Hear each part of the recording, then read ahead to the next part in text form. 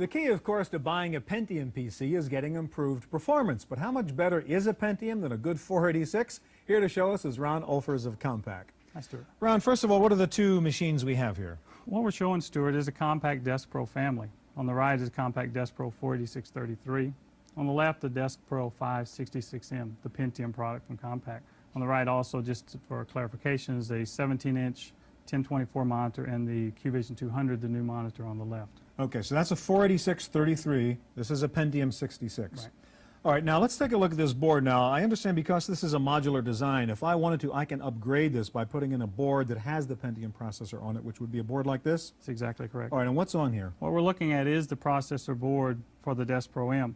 On the right, you'll see the Pentium processor along with its fan complex. The Pentium processor sits just under the fan. Moving to the left, you see the 256K of second level cache. That's this guy in the middle here. In the middle, and we can take this off because it can be installed easily by the user. Okay. Moving further to the left, you see the 8 megabyte of standard memory, or 16 megabyte, which is on the back side. Okay. Notice also the SIM sockets are there. So you can carry up to 144 megabytes of memory right on the system board. Okay, can we look at the back of the board, see the rest of the memory, and also explain what you have as you call it triflex architecture. Right. What does that mean? Triflex architecture actually started as flex architecture in the 386. We actually separate the memory from the processor bus in order to get higher performance. And is that the 3 chips you have here? That's the 3 chips here plus the 4 address buffers. And what we've done with that is designing our own chipset for the Pentium. We make use of all the performance and features that are in there.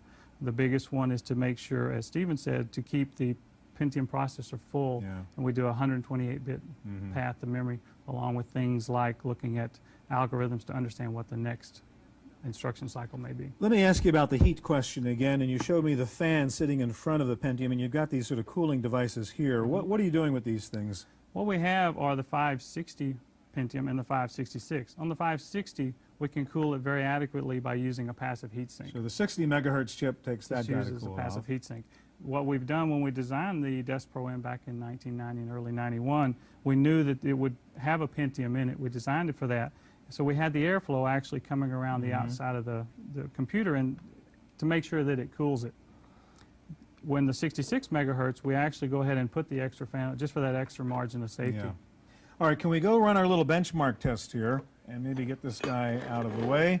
And what are we going to run? What's the test going to be? What we're going to run, we're not going to show Windows NT. We actually have Windows 3.1 on both machines because we want to make sure that you can understand and get a basis for where you might be today and where you can go just by upgrading a processor. So even in the Windows 3.1 environment, we're still going to see the benefits of using a Pentium? Sure, I think you'll see if you Okay, so we're ready to run PowerPoint? Ready, set, go? What we're showing is a PowerPoint demo. It's a demo that I'm sure a lot of your viewers have seen. And you'll see on the left side that with this Pentium processor board, it just runs a lot faster. How much is a lot faster? Actually, almost 3 times as fast when you compare it to 48633. It's important also to note that with Windows 3.1 or with PowerPoint, where the way we're showing it, it's not Pentium-aware code. This is straight MS-DOS type code. So the software doesn't know, it's not ready for the Pentium, but it's taking advantage of the way you're quickly moving data nevertheless. Compatibility is real key. And obviously the Pentium's already done. And he's already done, and we're going to wait for just a minute. And our 48633 is still cranking along. Still I remember the days when we were doing the 46 versus the 386, and the 486 was done, and we're waiting. The same sort and it goes on and on and on. And we made really a huge leap forward in performance to be able to go the upgradability to that. You guys are out there actually selling these Pentium machines now, and I take it the users are the guys who are really into graphics, into computation-intensive kind of applications. That's true. If you are using graphics as part of your job and as part of what you're doing, clearly you'll want to have the most performance if you're doing a mission-critical application or your results are very timely for the corporation. Can we take a look at a CAD demonstration, which I assume CAD is a classic area in which you really need that speed. And if we just type CAD, and again, this will hit the enter key. Okay, ready, get set, go. Go. And what we have here is AutoCAD Release 12 for DOS. And AutoCAD Release 12 for DOS is, again, not Pentium aware. We're running just straight code to make sure that you can understand where you would be with a 4633 and where you could go just with this new processor board.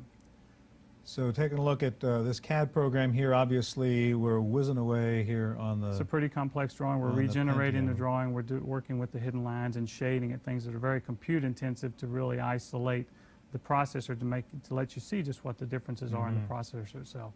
And in this CAD environment, we still about 3x performance here between the We're two? again right at 3 times the performance of a 4633. And, well, this guy's done, obviously, And he's done, a and lot we're faster gonna than the continue 46. All right, final question, again about this upgrade question. How much would it cost me to use this board and upgrade my 4633 to get to Pentium 66 versus just buying a new machine? To go to the new Pentium processor board would be under $2,000. And you would have everything that you would need then to go to the full Pentium power.